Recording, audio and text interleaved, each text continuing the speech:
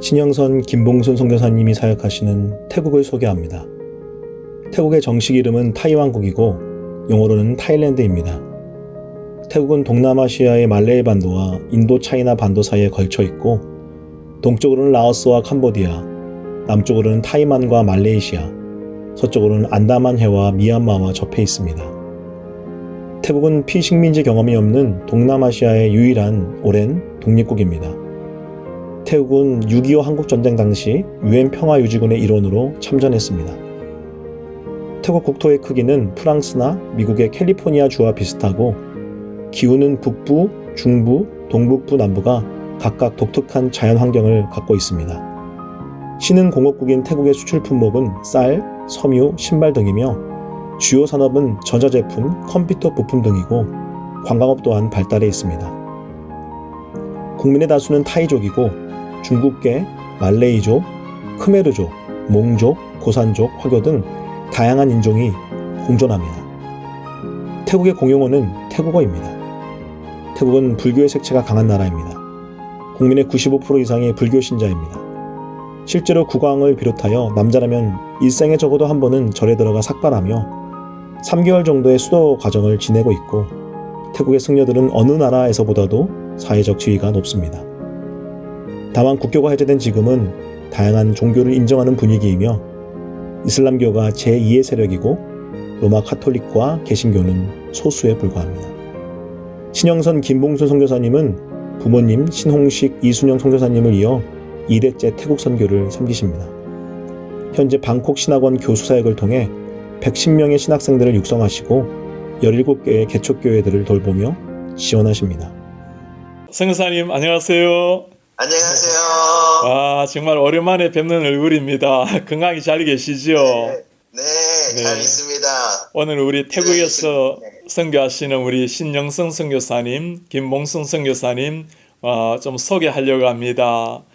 선교사님 참 척박한 태국 땅에서 오랜 세월 선교하고 계시는데 먼저 가족 소개 좀 해주시겠습니까? 안녕하세요.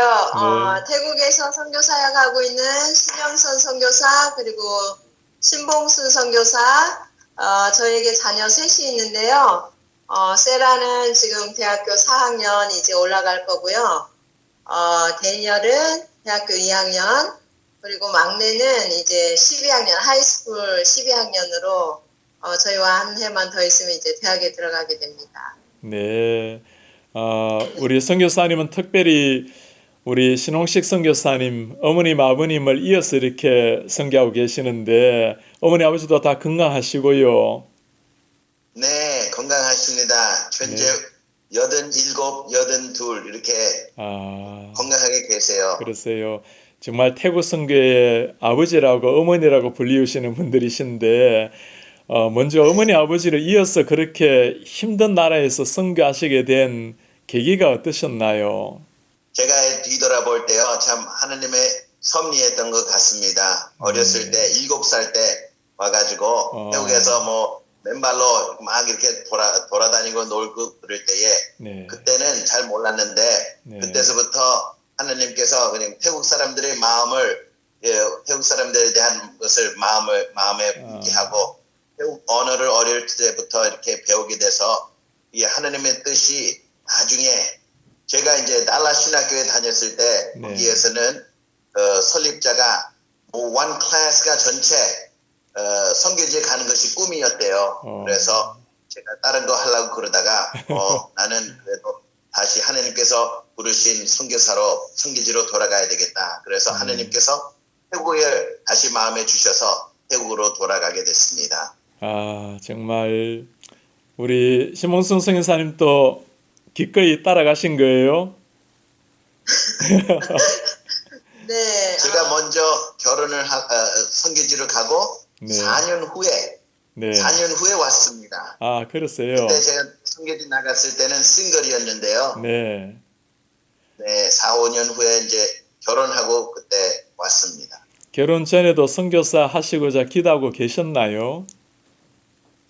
네, 결혼 전에 하나님께서 선교에 콜링이 있으셔서 제가 이제 신학교에 가서 공부하고 또 선교대학원에 가서 공부하고 선교사로 가려고 준비하고 있던 중에 신선교사를 만나서요. 네. 자연스럽게 태국으로 오게 네. 되었습니다. 정말 하나님의 섭리와 하나님의 은혜입니다. 너무너무 존경스럽고 선교사님 그 쉽지 않은 태국 땅인데 참 고마운 마음이기도 합니다. 태국도 지금 코로나 바이러스 참 많이들 걱정할 텐데 태국은 상황이 어떻습니까? 태국은 저희가 매일 이렇게 지켜보는데 많이 이제 가라앉았습니다. 그래서 전체 코로나 걸린 숫자가 뭐 다 해서 3,200명쯤 되고요. 네. 그리고 한 사망된 자가 한 58명, 60명 그렇게 되고 지금은 거의 없습니다. 정말 다행이네요. 네. 네.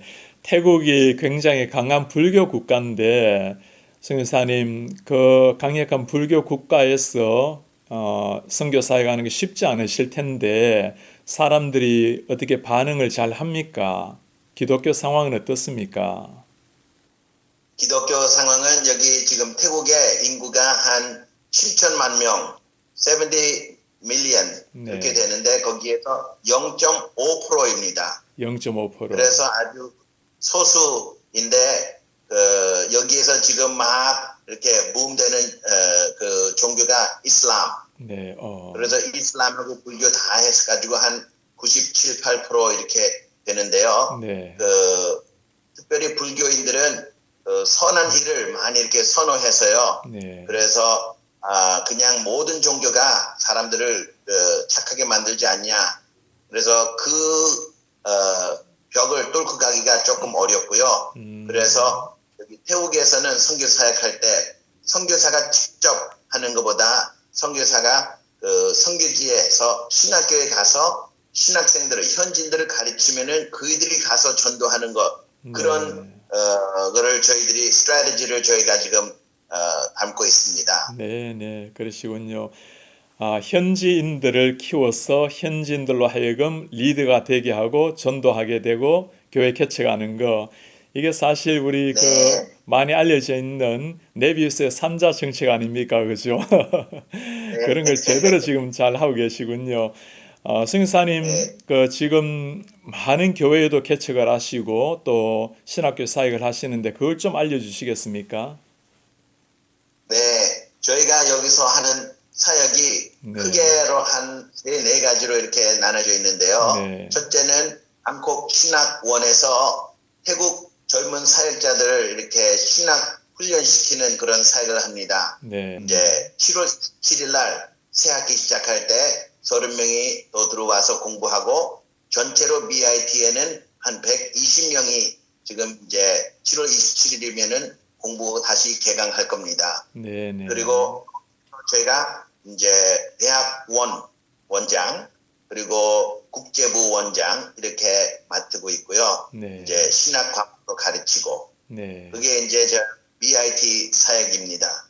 또 개척교회 사역은 저희들이 아까 목사님께서 말씀하신 대로 지금 여기 태국인들을 현지인들을 키우는 그런 사역을 하기 위해서 지금 교회를 17교회를 여기에 같이 협력하는 선교부하고 개척을 했습니다. 그래서 17번째는 이제 외국인 국제교회지만은 16교회는 다 태국인 교회고 태국 지도자들이 BIT 신학교에서 졸업하고 와서 목회를 했는데 지금은 이제 전도사에서 강도사, 목사 이렇게 된 사람도 많고 그리고 전도초에서 미조직교회 그리고 지금 교회로 승격된 교회도 많고 그래서 하느님께서 이렇게 어린아이가 자라는 것처럼 17장소를 보면은 이렇게 다 다른 단계에서 이렇게 자라고 있습니다. 그리고 현지인들을 잘 키우고 있는데 마지막 교회는 외국에서 영어로 수업하러 오는 여러 나라 사람들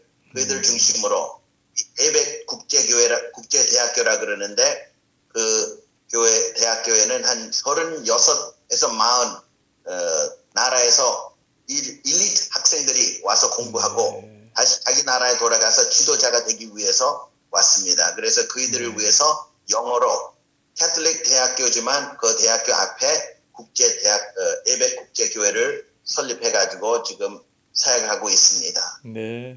그리고 17교회들이 조금씩 모아가지고 네. 이제 저희 부친과 제가 이제 선교사이다 보니까는 우리 사역자들도 다 선교의 꿈을 이렇게 가지기 원해서 BIT에서 졸업한 학생들이 여기 저희 선교부가 운영하는 선교 프로그램 네. 2년 동안 와서 공부하면은 서티피켓을 받고 이제 선교에 좀 더 지식을 가지는데 그 중에 졸업생 한 명이 하나님의 부름을 받아가지고 지금 주변에 있는 미얀마 나라에 가서 선교하러 갔습니다. 네. 그래서 우리 선교부 또 17교회에서 모집을 해서 또 그 본인도 모금을 해가지고 그래가지고 이렇게 선교지에 나간 거 보면은 우리 신학교육, 교회 개척, 또 선교 이런 게 삼자성으로 트리플 네. 이렇게 잘 맺어지고 있습니다. 네. 와. 선교사님의 사역으로 신학교 우리 하나님의 사람들이 자라나고 또 하나님의 교회가 세워지고 또 선교사가 또 다른 선교사를 만들어내는 정말 멋진 일입니다.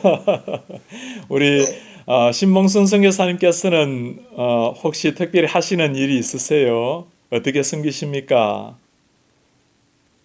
저는 이제 저희 선교센터인 바울의 집 운영하는데 제가 맡아서 주로 하고 있고요. 네. 네, 마지막 저희가 개척한 17번째 그 교회 에베교회에 주로 다 학생들이기 때문에 제가 이제 어머니 같이 아이들 학생들 케어하고 또 먹이고 돌보고 하는 그런 일을 하고 있습니다. 네. 지난번에 제가 방문했을 때도 우리 바울 선교센터에서 우리 아이들 학생들이 아니죠. 그 지역에 우리 교회를 개척해서 담임하고 있는 목회자들 같이 말씀 나눈 게 기억이 나는데 그분들 보면서 얼마나 자랑스럽고 참 고마운 그런 심정이었습니다. 선교사님, 우리 교회에서 여름 되면 단기 선교로 우리 성도님들이 좀 방문하시기도 하는데 가시면 주로 어떤 일을 하십니까? 크게 두 페이즈로 이렇게 오셨는데 첫째는 오셔가지고 그 세계에서 제일 컸던 대학교회들 가서 영어 캠프하고 전도하는 그런 사역을 했었습니다. 네. 그리고 그거 한 5년 하신 다음에 시프트를 바꿔서 지금도 한 5-6년 지난 5-6년 동안은 한 10월 달에 오셔가지고 저희들의 개척교회 모든 개척교회 중에서 주일학교 교사들 이렇게 모집을 해가지고 그이들을 훈련시켜서 아무래도 한국교회의 미래가 주일학교로 저희들이 지금 이렇게 보고 있어서 주일학교 교사들을 훈련시키는 그런 사역을 단기 선교팀이 와서 했습니다. 두 섹션 5년 동안 이렇게 한 교회에서 또 전체 교사 훈련위에서 참 너무나 잘해 주셔가지고 너무나 감사합니다. 네, 정말 그 얘기 들으니 참 우리 성도님들한테 참 고맙네요. 우리 선교사님 앞으로 특별히 계획하고 계시는 사역들 또 기도 제목 있으십니까?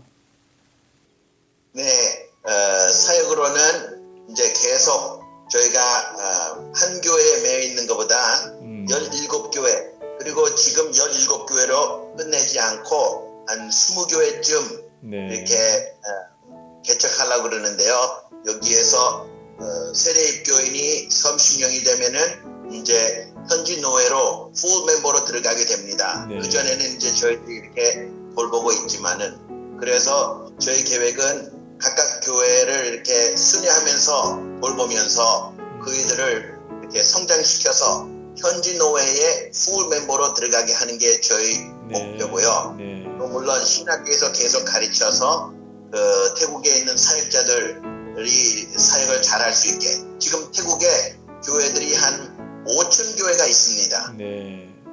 그래서 그 숫자를 더 이렇게 리프트업 하려고요. 그 신학교도 한 20개 있어서 각 해마다 신학생들이 이렇게 배출되면은 아무래도 장기적으로 보면은 교회에서 이익을 보고 교회 숫자가 더 늘어나지 않을까 이렇게 생각이 되고요. 그리고 또 선교. 제가 이제 선교사 된 지가 태국에서 선교사를 한 지가 한 26년 되는데 네. 24년 때쯤에 선교사를 미얀마로 이제 파송한 셈이지요. 네. 그러니까는 전도하면은 그 전도 받은 사람이 다시 가서 전도할 때 풀 사이클이 되는 것처럼 제가 선교사로서 24년 후에 선교사를 또 다른 데로 보낸 거에 거기에 대해서 제가 보람을 좀 느끼고요. 네. 앞으로 선교사 한 명만이 아니라 2명, 3명, 2분, 3분 이렇게 주변 나라로 선교사로 보내는 그런 꿈을 가지고 있습니다. 네. 와, 정말 선교사님, 저도 너무나 이렇게 익사이팅 되고 또 우리 예수님께서 들으시고 하나님께서 참 자랑스러워하시고 하나님께서 박수를 보내실 것 같아요. 너무너무 수고하셨고요. 참 저희가 그런 선교 삶에 동참하게 되어서 영광스럽게 생각을 합니다. 선교사님, 우리 성도님들도 이 코비드-19 어려운 상황을 잘 극복하고 지금도 앞으로도 극복하며 나아가야 되는데 우리 성도님들께 좀 전해주고 싶은 말씀 한마디 해주시지요. 네, 우리 워싱턴 중앙 장로교회 성도님들, 제가 참 생각할 때마다 감사드립니다. 그러니까 매해마다 가서 인사도 드리고 그러지만은 이 때에 얼마나 어려우시겠어요. 저희가 인터넷으로 매번 이렇게 보면은 코비드 감염된 숫자도 많이 이렇게 올라가고 그러는데 그런 어려운 상황에서 하루하루 생활하시는 것이 참 저희들에게는 도전이 되지만 우리 성도님들 어려운 상황에서도 하루하루 승리해 나가시기를 바랍니다.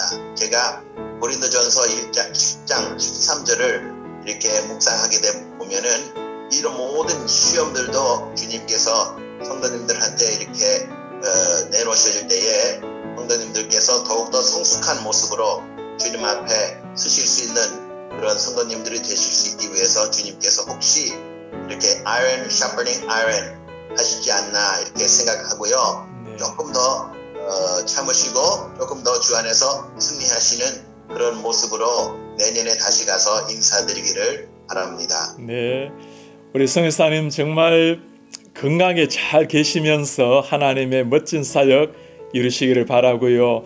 성교사님, 그 척박한 태국의 불교 땅에 생명의 씨앗을 뿌리시고 이제 싹이 나오고 열매를 맺어서 오히려 한 지역을 넘어서 많은 교회를 세우고 미얀마까지 선교사를 파송하는, 그리고 앞으로 국제대학교 에벡 그 교회를 통해서 또 수많은 나라에 복음의 씨앗이 펼쳐질 텐데 이 모든 것을 통해서 우리 하나님께서 기대하시는 세계 선교가 하루속히 앞당기시기를 바라고요.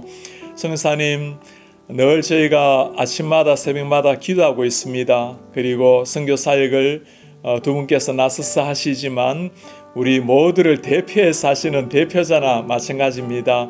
오늘까지 신실하게 섬겨주신 우리 선교사님 감사드리고요. 하나님께서 기뻐하시는 사역에 앞으로도 힘내셔서 건강하게 잘 섬겨주시기를 바랍니다. 오늘 선교사님 고맙습니다. 힘내십시오. 감사합니다. 감사합니다. 교회에서 기도해 주시니 감사드립니다. 고맙습니다. 네. 신영선 김봉순 선교사님의 기도 제목입니다.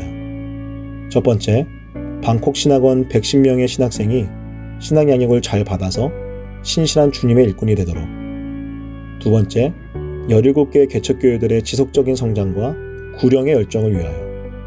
세 번째, 선교사님 부부와 세 자녀 태환, 명환, 미환의 영육 간의 건강을 위하여.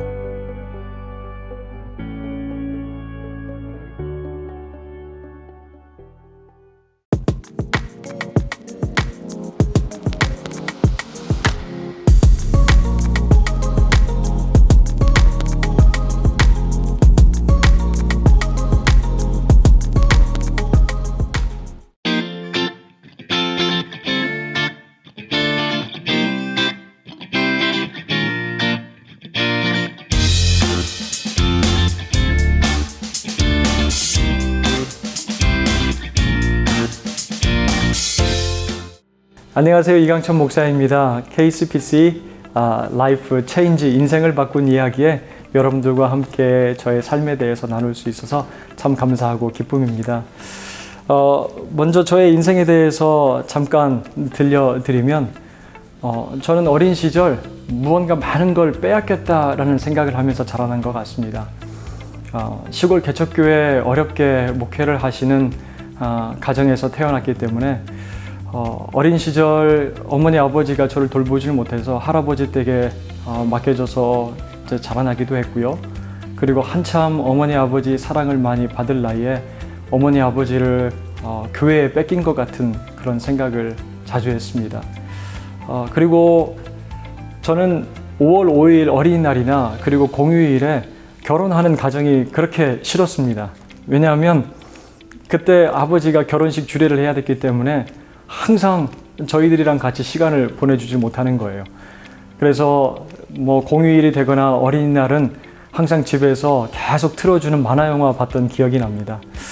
어렸을 적 생각을 해보면 저는 그래서 그런지 아버지 어머니를 무언가에 빼앗겨버린, 그리고 나의 어린 시절을 빼앗겨버린 것 같은 그런 생각을 하면서 자라난 기억이 있습니다. 한 가지 기억이 나는데요. 아버지가 목회를 하면서 교도소의 교화위원으로 섬기신 적이 있었는데요. 오랫동안 그 아버지가 섬겼던 한 지체가 아버지가 이렇게 계속해서 후원한 후원금으로 이제 계속 음주를 끊지 못하고 원치 않는 곳에, 아버지가 원치 않았던 곳에 그렇게 돈을 많이 쓰셨던 것 같아요. 그래서 아버지가 더 이상 돈을 드릴 수 없다라고 얘기를 했을 때 그분이 만취 상태가 되어서 저희 집에 들어와서 칼을 휘두르기도 했었고요. 그리고 아버지가 목회하시면서 여러 가지 힘들고 어려운 모습을 보고, 그리고 또 병환으로 인해서 쓰러지는 모습도 제가 보면서 내 인생에서 부모님을 빼앗아 가버리고, 그리고 내 인생의 여러 부분들을 빼앗아 가버린 그러한 삶을 살았다라는 생각을 했었습니다. 그래서 저의 인생에 있어서 어린 시절 그리고 청소년 시절까지는 자꾸 뭔가를 빼앗기면서 희생당하면서 살았다라는 생각을 하면서 자랐습니다.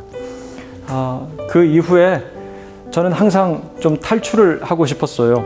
그런데 이제 고등학교 2학년 때 제가 항상 빼앗기면서 살았다라는 그 상처로 인해서 많이 힘들어했을 때 고등학교 2학년 때 수련회를 통해서 우리 주님을 인격적으로 만나게 되었습니다. 기도하면서 우리 주님께서 찾아오셔서 저의 마음을 어루만져 주셨고, 그리고 제가 가지고 있었던 많은 상처들을 주님께서 치유해 주시는 것을 느낄 수가 있었어요. 그래서 저녁에 시작된 그 기도가 그 다음날 새벽까지 이어지고, 그리고 그렇게 기도하는 모습을 보면서 아버지가 저에게 다가와서 저를 쓰다듬어 주시고, 그리고 안아주시고 내가 너를 사랑한다 그렇게 말씀도 해주셨고요.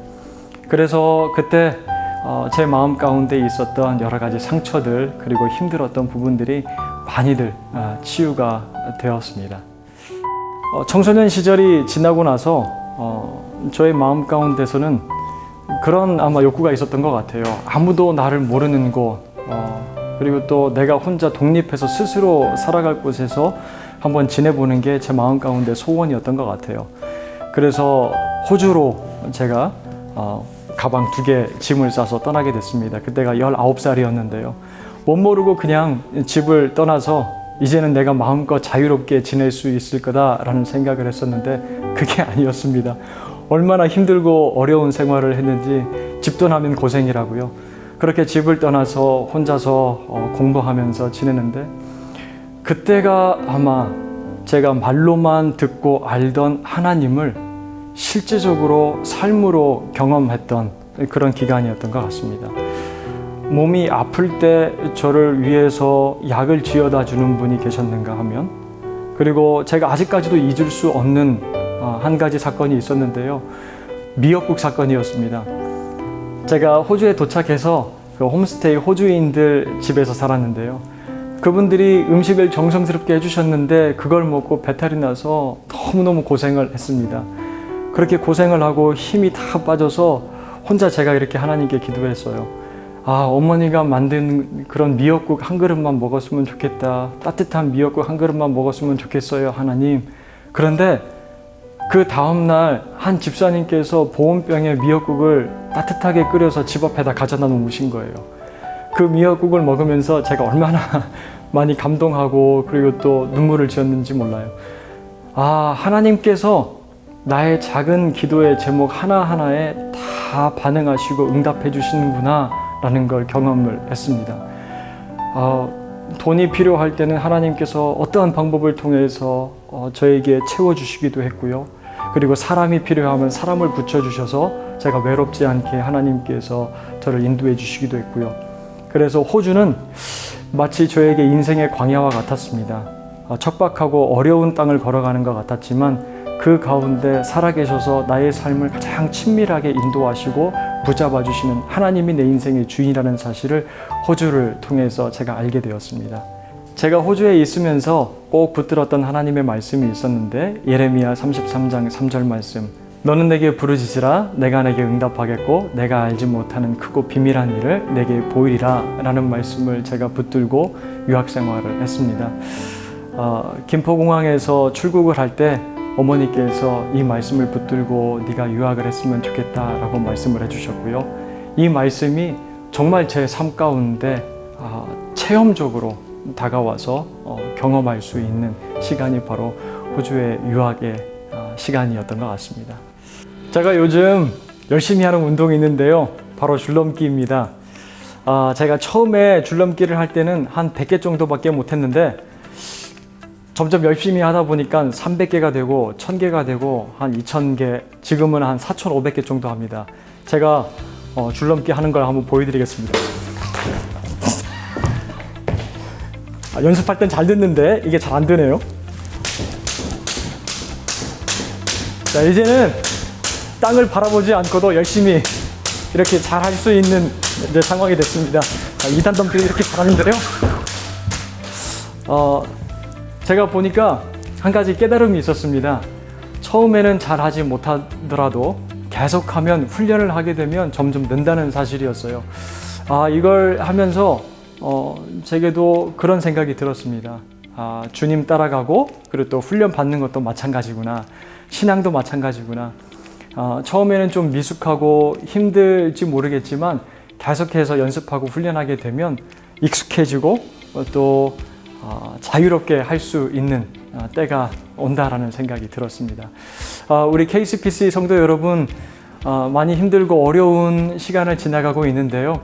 여러분들도 주 안에서 말씀으로 훈련받고 기도로 성장해가면서 예수 그리스도 닮은 모습이 여러분들 삶 가운데서 자연스럽게 나타나길 주님의 이름으로 축복합니다. 감사합니다.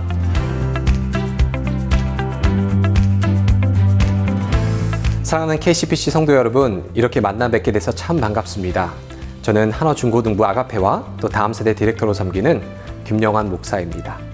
오늘 하나님께서 그동안 베풀어 주신 은혜, 저를 변화시킨 그 체인지 모먼트, 터닝 포인트에 대해서 여러분과 함께 잠시 간증을 나눴으면 좋겠습니다. 저는 사실 고등학교 때 이민 1.5세로 자라나면서 이곳 근방에서 자라났습니다. 고등학교 때 하나님께서 저를 부르시는 사건이 있었습니다. 그 사건은 이 지역사회에서 있었던 청소년 청년 연합 집회였습니다. 설교자의 은혜로운 설교가 끝나고 그 설교자가 이렇게 얘기를 하는 것이었습니다. 이 중에 혹시 하나님께서 쓰시고자 할 때에 순종하는 마음으로, 자원하는 마음으로 주님께 헌신하고자 하는 사람이 있다면 그 자리에서 일어나십시오. 저는 그저 막연하게 어떻게든 하나님께서 쓰실 수 있으니까 그냥 순종함으로 일어나 보자 라는 그런 생각으로 일어났습니다. 그러고 나서 그 부르심을 제가 잊어버리고 살아갔습니다. 그저 하나님께서 어떠한 모양으로 사용하실 건 알고 있었지만 하나님께서 특별히 이런 목회나 섬김의 부르심을 주셨다는 것을 제가 거부하고 잊어버리고 살아가고 있었습니다. 저의 커리어를 위해서 저는 열심히 달려가기 시작했습니다. 엔지니어로서 어떻게든 이곳에서 아메리칸 드림을 이루기 위해서 열심히 살았던 적이 있었습니다. 근데 점점 시간이 지나면 지날수록 하나님께서 저에게 거룩한 부담감을 계속해서 주시는 거였습니다. 이 하나님의 콜링, 이 하나님의 부르심. 저는 오랫동안 이 부르심을 사실 어떻게 보면 도망갔다고 할 수가 있습니다. 하나님께서 부르시고 계신데 저는 제가 원하는 그것을 이루고 어쩌면 제가 성공을 이룬 다음에 다른 모양으로 하나님을 섬기는 것이 저의 부르심인 걸로 착각하고 있었습니다. 그런 와중에 하나님은 저에게 계속해서 이 부담감과 거룩한 부담감을 주시면서 저도 모르게 계속해서 고민하고 기도하는 그런 저를 발견하게 되었습니다. 그래서 하나님께 정말 저를 부르시는지 그런 확인 절차가 필요하다는 마음이 마음속에서 계속 일어나기 시작했습니다. 의심이 많았던 거죠. 그래서 하나님께서 그런 확증을 주시면, 표정을 주시면 제가 따라갈 수 있을까 그런 마음이 계속해서 있었습니다. 근데 아니나 다를까 그 첫 번째 표정을 가족으로부터 확인시켜 주셨습니다. 저희 아버지로부터 그런 얘기를 들었는데요. 아버지께서 당시에 이제 사업을 하시면서 신학 공부를 하시고 이제 목회와 또 선교를 위한 그런 부르심을 하나님이 주셨습니다. 근데 저는 부모님에게 그 누구에게도 이런 목회의 비전 이런 것들을 쉐어해 본 적이 없었습니다. 왜냐? 저는 그게 아니라고 생각했기 때문에 그랬죠. 근데 갑자기 아버지께서 영원아 너도 한번 신학 공부를 해보는 게 어떻겠니? 신학 공부가 참 도움이 될 거란다. 깜짝 놀랐습니다. 하지만 아니라고 하고 조용히 넘어갔죠. 두 번째 부르심은 바로 주변에 섬기던 지체들, 동역자로부터 갑자기 이야기를 하는 것입니다. 형, 오빠, 목회자로 가면 참 잘할 것 같은데 주님이 부르시지 않나요? 이런 농담식의 일을 하는 겁니다. 저는 사실 그 누구에게도 제의 그런 비전이나 그런 것들 또 이런 부르심에 대해서 얘기를 나눠본 적이 없었습니다. 혼자 뜨끔했죠. 그래도 저는 아니라고 하나님께 우겼습니다. 우연의 일치일 거야. 아닐 거야. 근데 마지막으로 세 번째 부르심에 제가 하나님께 항복을 하게 되었습니다. 제가 섬기고 있던 그런 공동체와 또 섬기고 있던 그 교회에서 목사님께서 설교 가운데 갑자기 이런 얘기를 하시는 겁니다.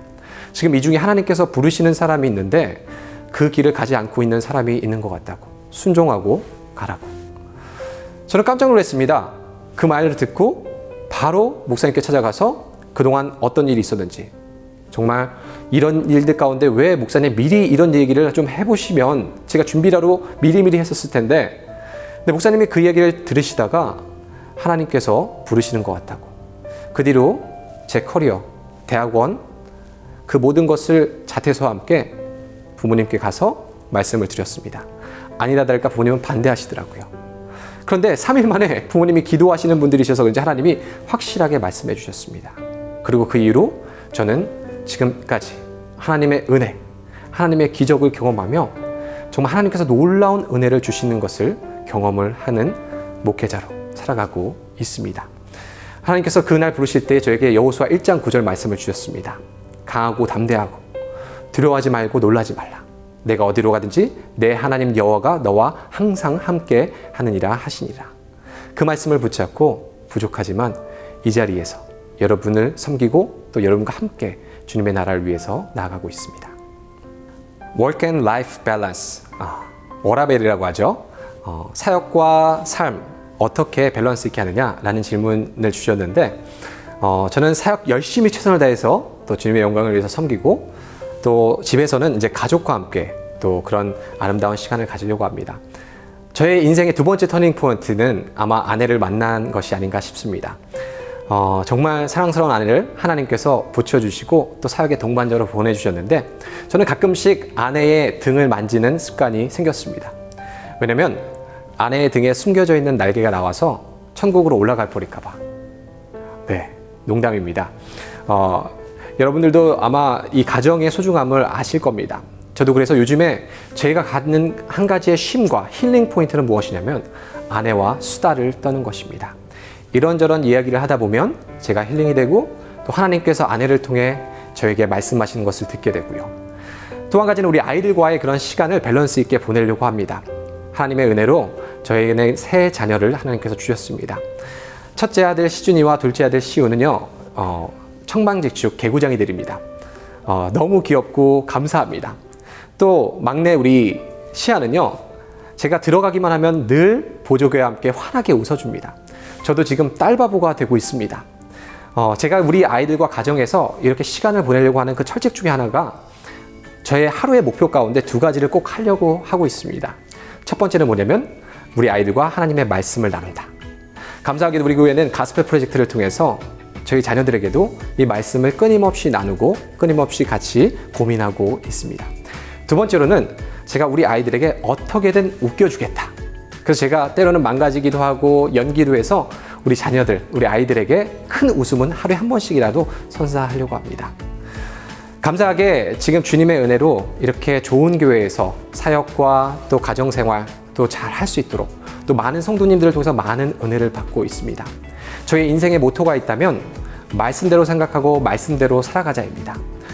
디모데후서 3장 16절 17절 말씀처럼 정말 하나님의 말씀, 변함없고 거짓없고 무오한 이 하나님의 말씀을 통해서 하나님이 기뻐하시는 또 하나님께서 원하시는 그런 삶을 살아가는 것이 저의 인생의 목표이자 소원입니다.